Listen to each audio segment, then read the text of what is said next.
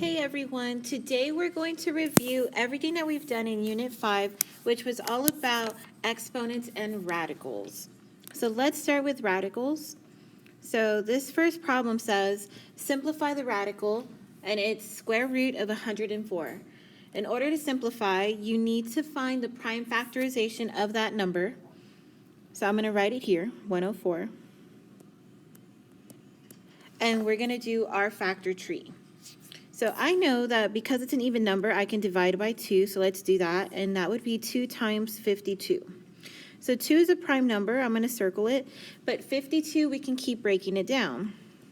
This would become 2 times 26, and then 2 times 13, 2 is prime.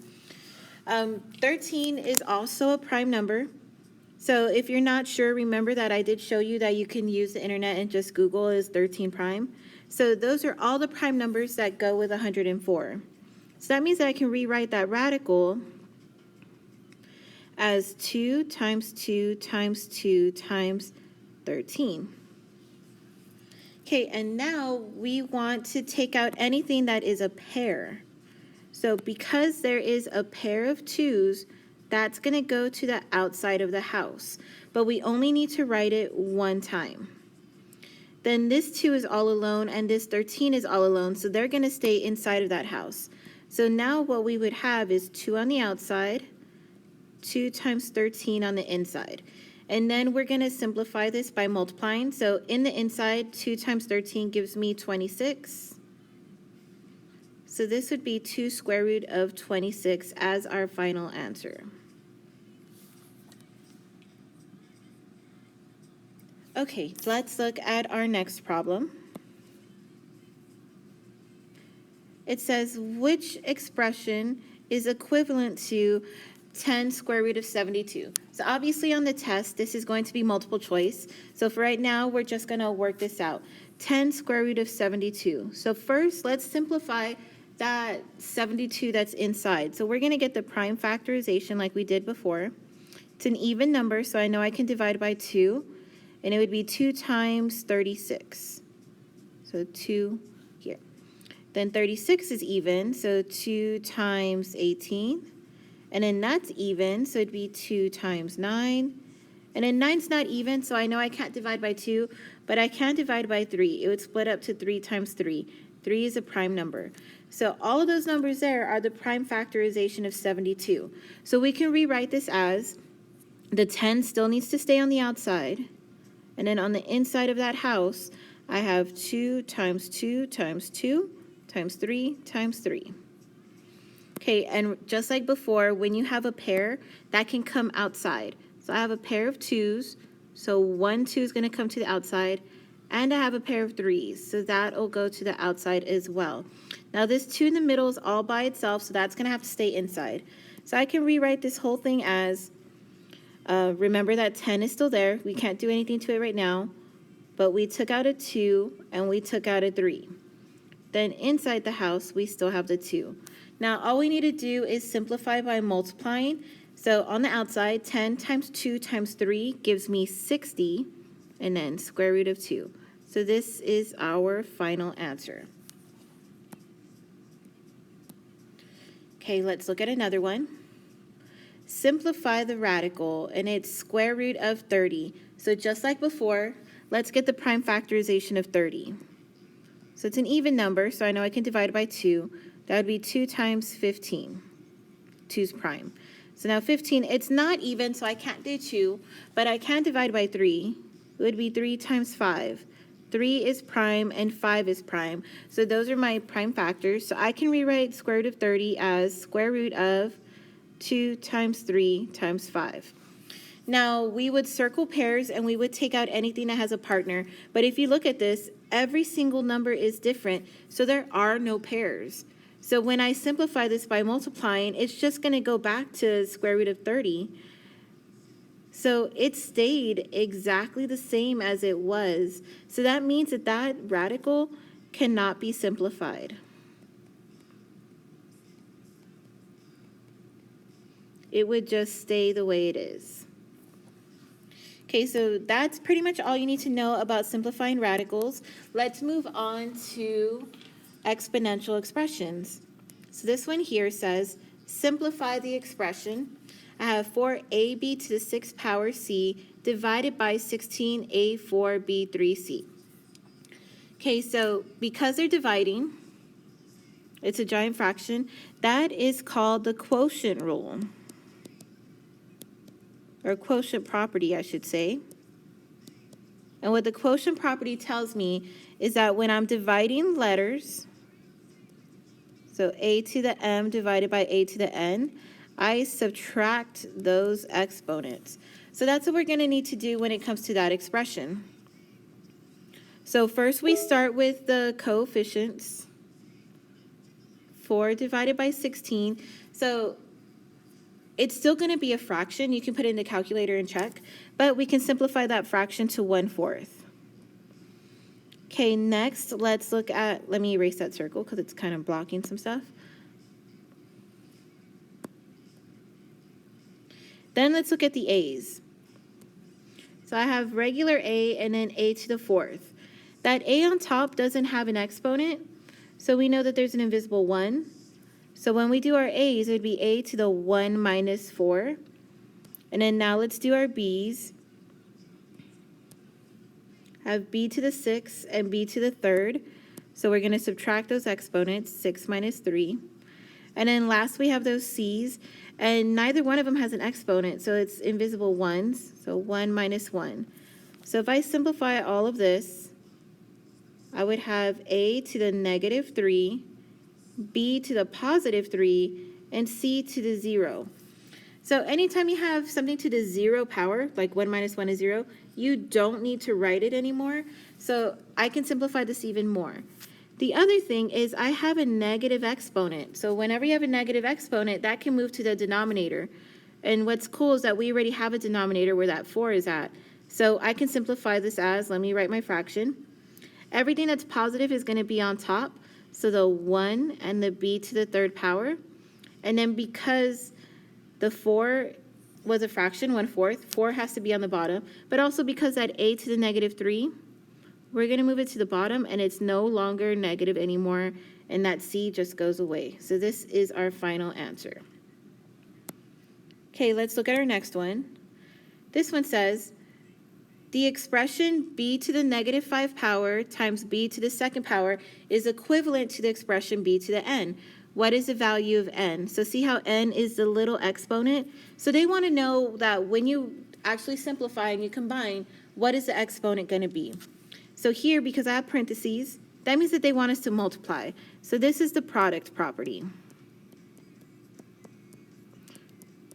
That says that when you're multiplying letters, so a to the n times a to the m, you add those exponents. So here, since they're multiplying, we're going to add up negative 5 plus 2. So that gives me b to the negative 3.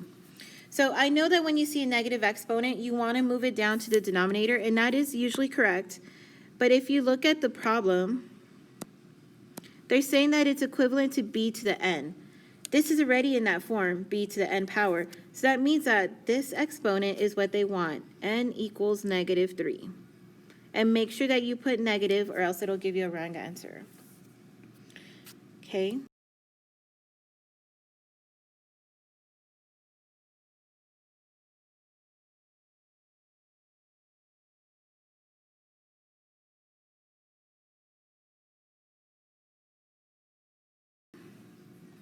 Our next problem, again, is product property because we have those parentheses. They want us to multiply.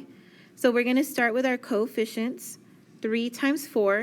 When it's regular numbers, it works like normal. So I'm going to write it in parentheses, 3 times 4. But then for everything else, you need to use the product property. Product property. So for our a's, I have a to the 2nd power times a, and it has an invisible 1 here. So when we combine them, we're going to add up those exponents, 2 plus 1. Okay, then for our b's, I have negative 4 and 9. So let's add those up. And then for C, positive 4 and negative 7. So 4 plus negative 7. Now let's simplify everything. 3 times 4 is 12. A to the third power, because that's 2 plus 1. B to the fifth power. And C to the negative 3 power. So one more thing. C is negative, so that needs to move to the denominator, but everything else can stay where it's at. So 12A3B5 over C to the 3. Okay, let's look at our next one. Simplify 5x to the fourth power, y to the sixth, z to the third, and then the whole thing is squared. So this time we have an expression that already has exponents, but it's being raised to another power. So we call this the power property. So what it says is that when you have power property, this says that when you have a letter that has an exponent and then you raise it to another exponent, you multiply those numbers. So we're going to do that here.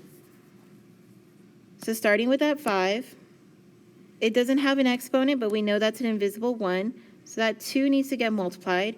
So 5 to the 1 times 2. Then for the x, it has the 4, but we're multiplying it by 2. Then our y already had a 6, but again, we're multiplying it by 2. And then our z already had a 3. We're multiplying it by 2. So let's simplify everything. This would be 5 to the second power, x to the 8, y to the 12, and z to the 6. Now with the letters, you are perfectly okay. This is fine. But whenever you have a number, 5 to the second, you can find that value. And if you put it in the calculator, 5 to the second power is 25. Everything else is going to stay the same. This is our final answer. Okay, our next problem. Simplify the expression 49d to the 8th e to the 4th raised up to the 1/2 power. So just like before, this is the power property. So that 1/2 needs to go to the 49, needs to go to the d, needs to go to the e. So 49 had an invisible 1, so 1 times 1/2, d to the 8 times 1/2, and e to the 4 times 1/2. So if I simplify this, this would be 49 to the 1/2 power. D, half of 8 is 4, and E, half of 4 is 2. So just like before, the D and the E are already fine, but 49 to the 1/2 power is an actual numerical value that I can simplify. Just a reminder that anytime you have something to the 1/2 power, that's the same thing as doing the square root. So if you remember how to do those, it might be easier, or you could just type into the calculator. So 49 to the 1/2 power actually gives me 7, and then everything else is going to stay the same. Okay, our next example. This one says the width of a rectangle is 2x4y inches, and the length is 5xy7 inches. What is the area? So remember that when you have a rectangle and say this is the length and this is the width, if you wanted to find the area, all you have to do is multiply length times width. So that's what we're going to do here. Here's my length, here's my width. So we're just going to multiply these two expressions. So this comes back to the product property. Write it to the side, product property. Which means that those coefficients, we are going to multiply like normal. So I know that 5 times 2 is 10. But for the letters, for the variables, we're going to add up their exponents. So starting with those x's, this first x doesn't have an exponent, so we know it's invisible 1. So if we add those up, 1 plus 4 gives me x to the 5th. And then for y, this one has a 7. This other one doesn't have an exponent, so again, invisible 1. 7 plus 1 gives me 8. So this is the area of the rectangle. And my last problem here. It says a rectangular prism has a width of m, a length of m squared p4, and a height of m5p. What is the volume? So remember, rectangular prism is like a box, like this. So if we want volume, we want to know how much space it takes up. So you multiply, so volume equals length times width times height, LWH. So we're just going to multiply everything. Here's its length, m squared p4. I'm going to put it in parentheses. Then its width is just m. And then its height is m5p. So product property, we're going to multiply these letters by adding their exponents. So let's start with our m. I have 2 here. This one has an invisible 1. And then 5. So adding up all those numbers, 2 plus 1 plus 5, gives me 8. Okay, then next for our p. This one is 4. And this other one here doesn't have an exponent, so it's invisible 1. The one in the middle didn't have a p, so it's okay. Don't worry about that one. We only have to add what we have. So 4 plus 1 is 5. So this is the volume of that rectangular prism. Okay, guys, and that's all that is going to be on the test. Make sure that you know all the properties of exponents, and they are going to be in your notes that you're allowed to use on the test. And also review how to simplify radicals. So that means that you need to know your prime numbers. And like I mentioned before, if you're ever unsure of a prime number, you are able to use the internet to double check. Okay, guys, that's all that I have for you. Have a nice day, and we are going to have our Unit 5 test tomorrow.